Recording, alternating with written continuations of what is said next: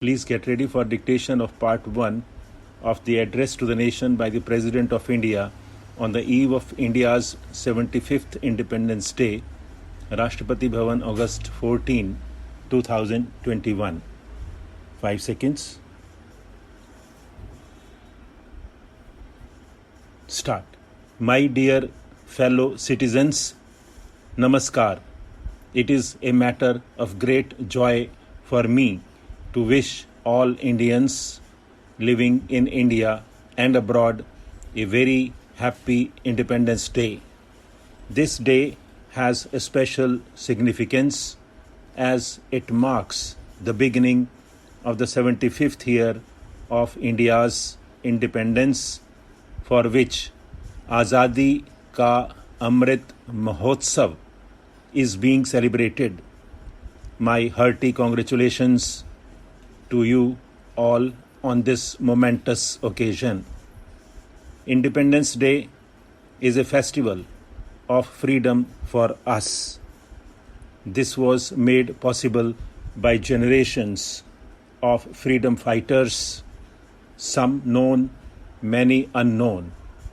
They made great sacrifices. Today, you and I breathe under free skies thanks to their heroic deeds. I bow in respect to the pious memory of those brave martyrs. Our nation, like many others, suffered great injustices and tyranny under foreign rule.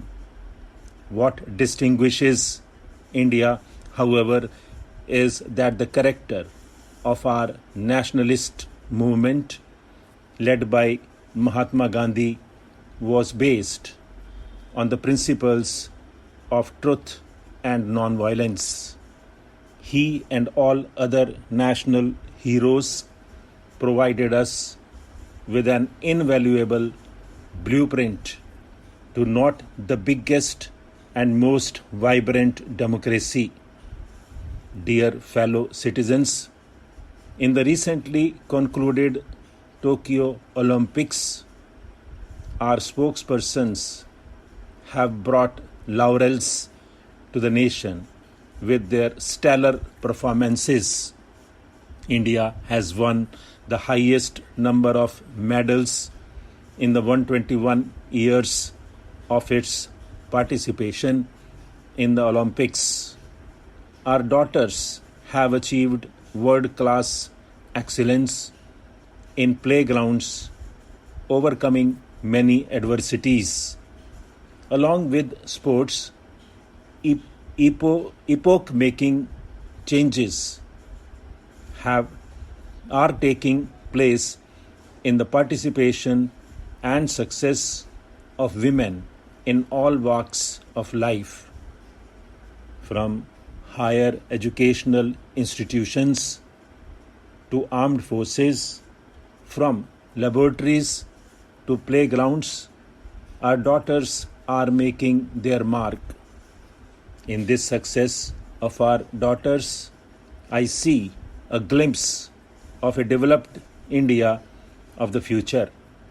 I urge every parent to learn from the families of such promising daughters and provide opportunities to their daughters also to explore avenues of growth.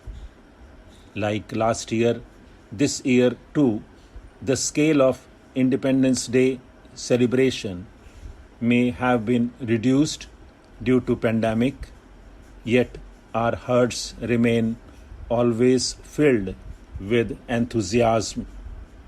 The intensity of the pandemic has come down, but the coronavirus has not yet gone away.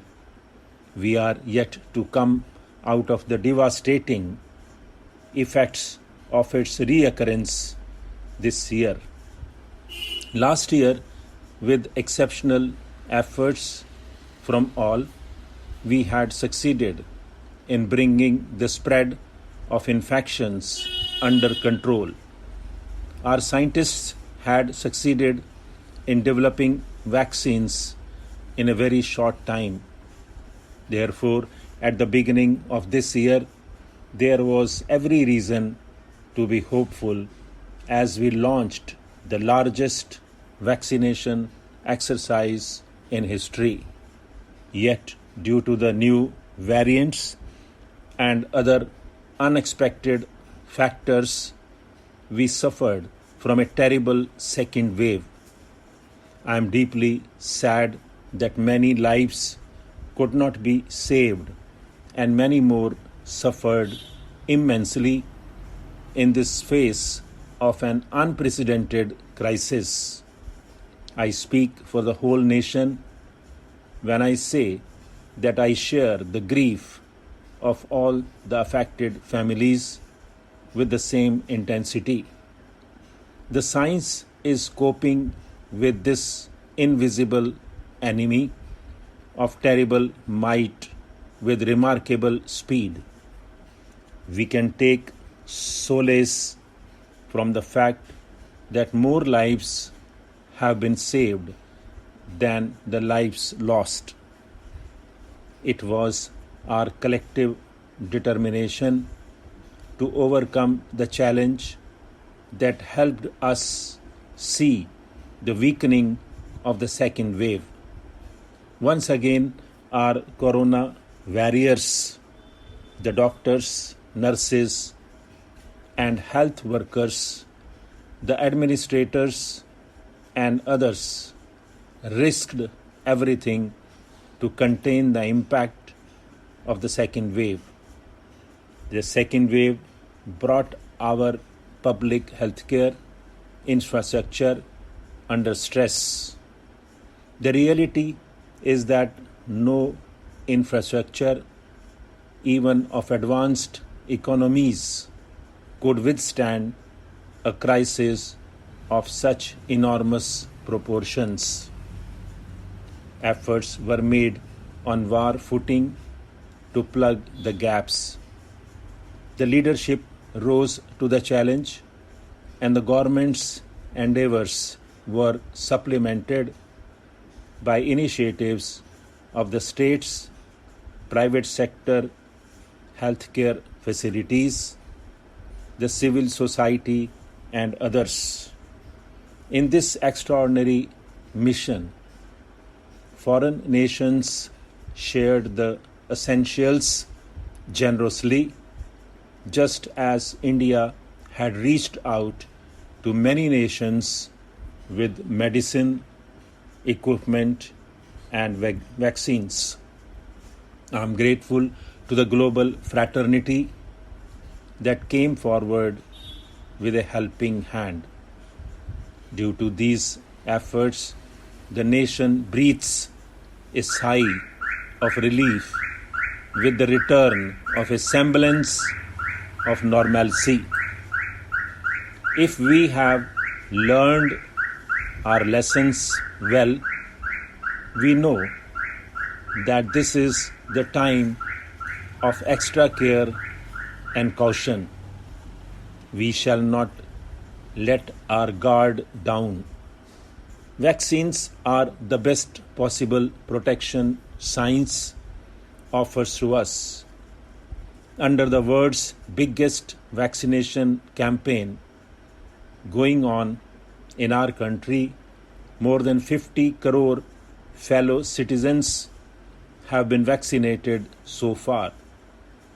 I urge all eligible citizens who are yet to get vaccinated to do so at the earliest and also inspire others. Dear fellow citizens, the economic impact of the pandemic is as disastrous as its health impact. The government has been concerned about the lower middle classes and the poor, as well as about the small and medium industries. It has been sensitive to the needs of the laborers and of employers who have been facing hardships due to the lockdowns and movement restrictions. Sensitive to their needs, the government had taken a series of relief measures last year. This year also, the government had distributed food grains to about 80 crore people in May and June. This benefit has been extended till Diwali. Moreover, the government has announced a new stimulus package worth rupees 6,28,000 crore to boost the selected COVID-affected sectors. In particular, it is heartening to note that an amount of rupees 23,220 crore is being spent over 1 year for expansion of medical facilities. It is heartening to note that rural India, particularly the agriculture sector, has kept growing against all odds. Stop.